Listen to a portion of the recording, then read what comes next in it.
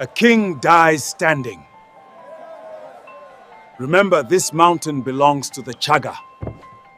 March 2nd, 1900. A public square in German East Africa. The noose tightens around a young chief's neck as his people watch in horror. But Mangi Meli of the Chaga refuses to beg, refuses to bow, refuses to break. Instead, he does something that will haunt the German Empire for over a century. This is the story of the king of Kilimanjaro, a man who chose death over dishonor. For years, Mangi Meli had turned the slopes of Mount Kilimanjaro into a German nightmare. His crime? Refusing to become a colonial puppet. His punishment? Public execution and the theft of his very skull. Subscribe now, because you're about to witness how one African king's defiance echoed from the peaks of Kilimanjaro to the halls of Berlin. Imagine the most strategic location in East Africa. Mount Kilimanjaro, Africa's highest peak, controlling the trade routes between the interior and the coast. On its fertile slopes lived the Chaga people, organized into dozens of independent kingdoms, each ruled by a Mangi, a king with absolute authority over life and death. By 1891, one Mangi stood above all others.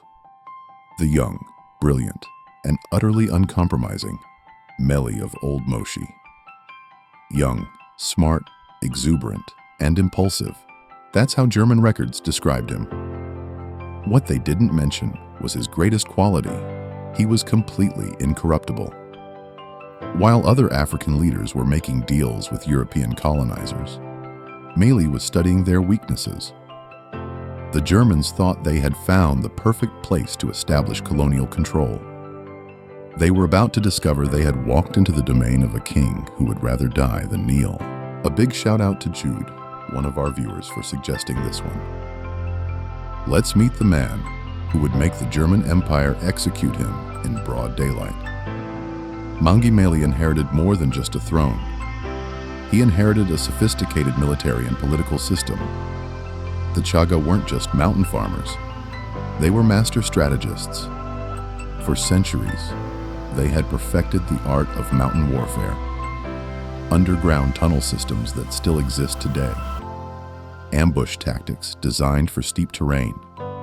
A network of alliances that could mobilize thousands of warriors within hours. But Meli's greatest weapon wasn't military. It was moral authority. In Chaga culture, a Mangi who submitted to foreign rule wasn't just a failed leader. He was a spiritual abomination.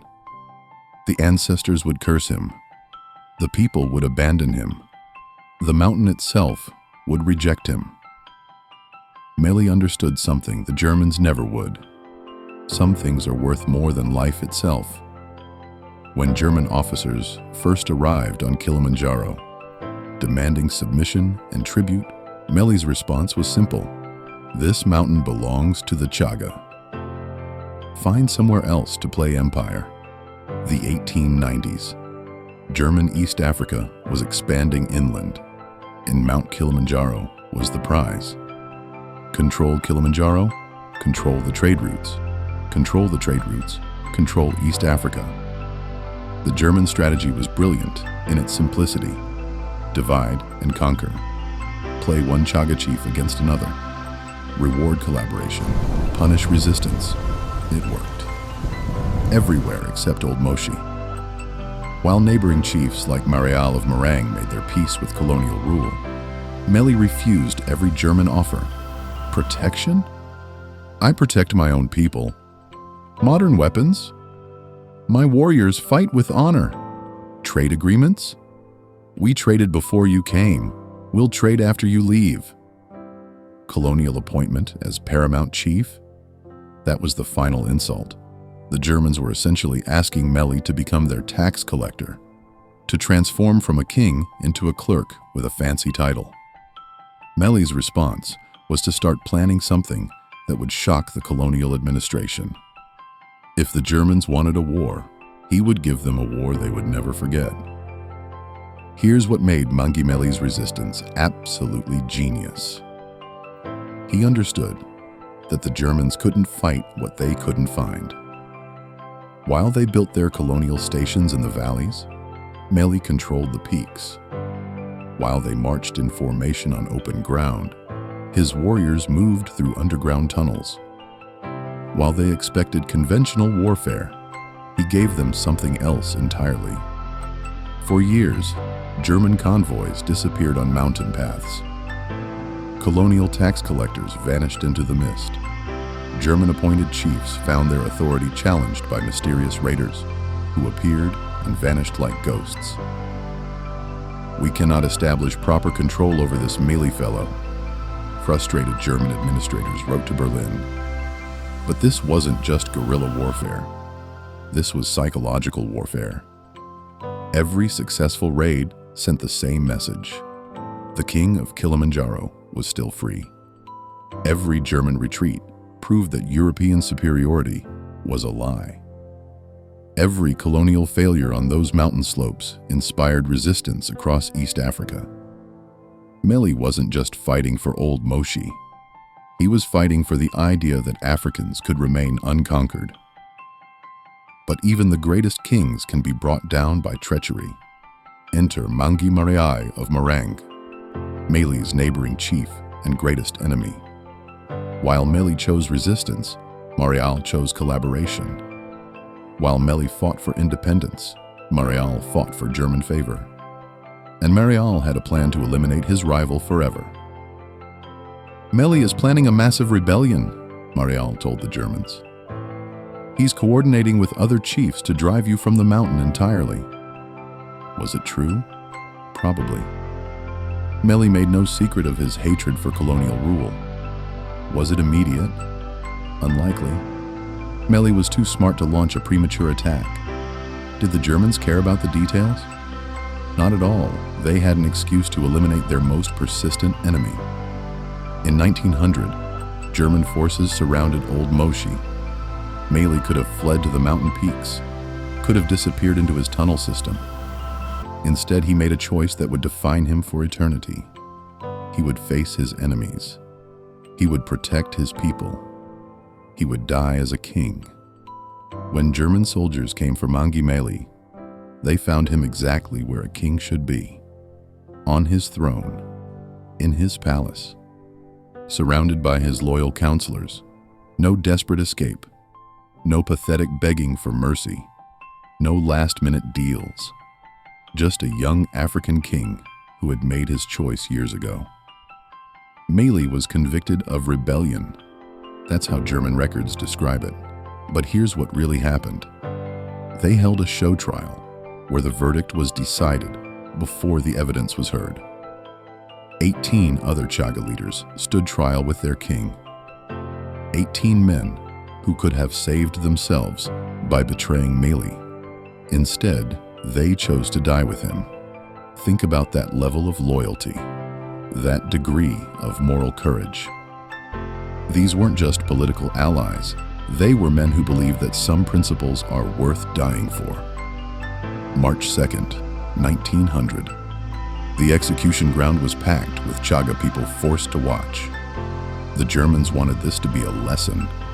This is what happens to those who defy us.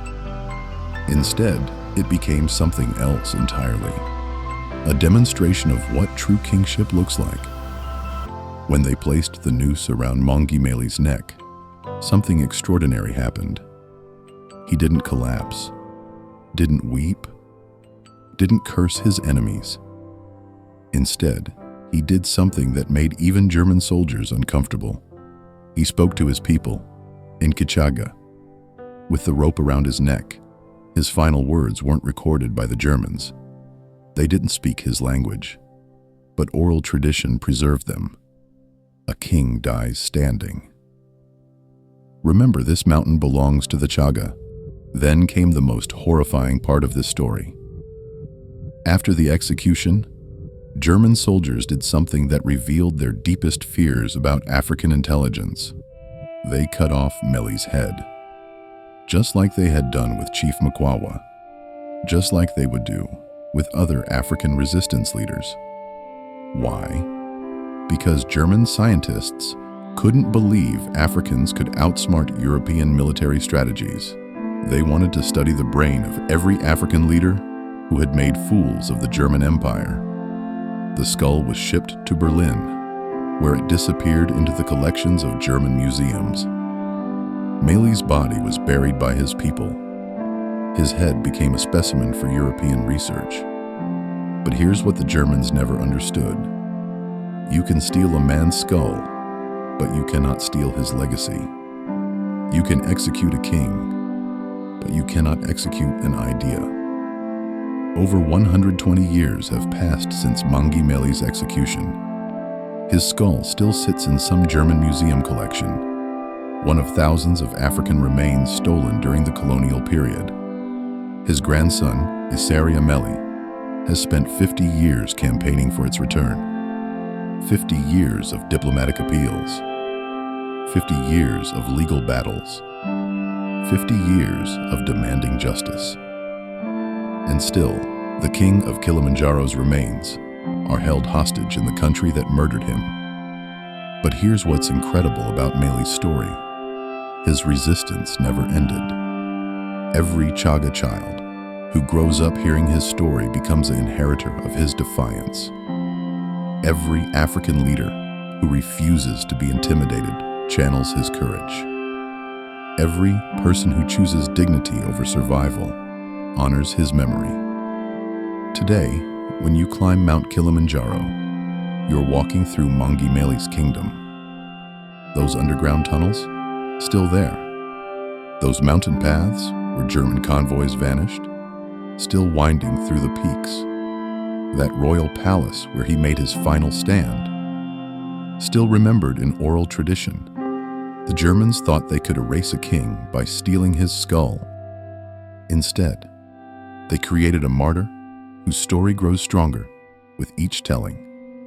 So let's be absolutely clear about who Mangi Meli actually was.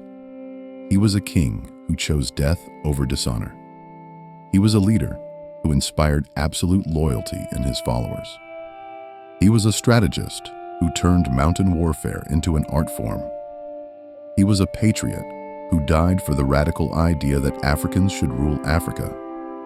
He was a symbol so powerful that his enemies had to steal his skull to feel safe.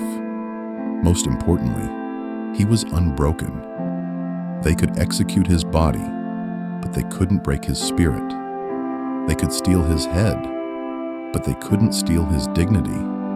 They could end his life, but they couldn't end his resistance. Mangi Meli proved that true kingship isn't about wearing a crown. It's about having the courage to die for your principles. He showed the world that African leadership was sophisticated, strategic, and uncompromising.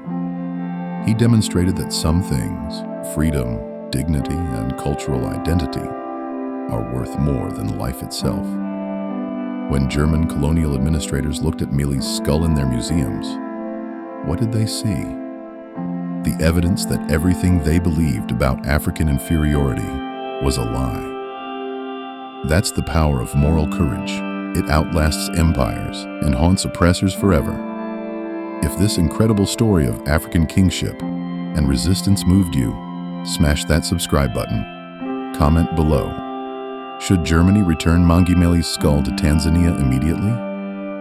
Next week, how Queen Ya Asantewa led the final Ashanti War against British colonialism. Hit that notification bell, because African history is full of leaders who chose dignity over survival.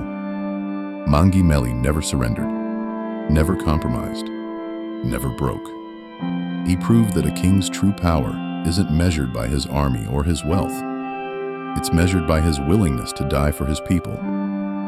The Germans stole his skull to study his genius. We should study his example to understand what real leadership looks like. That's Mangi Meli, the king of Kilimanjaro who died standing.